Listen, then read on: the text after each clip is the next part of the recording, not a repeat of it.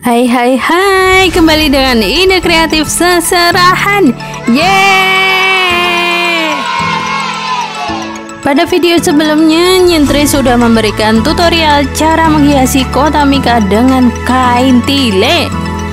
Sudah melihat belum? Ayo! Nah, sesuai janji, kali ini Nyentri akan memberikan cara menghiasinya dengan pita. Wah! Memang ada berbagai macam pita untuk menghiasi. Ada pita satin, pita glitter, pita organdi, bahkan kombinasi berbagai macam pita. Nah, sekarang Nyentri mau menghiasinya dengan pita satin dan pita glitter. Wih. Nggak lupa tentu dengan aplikasi bunga juga.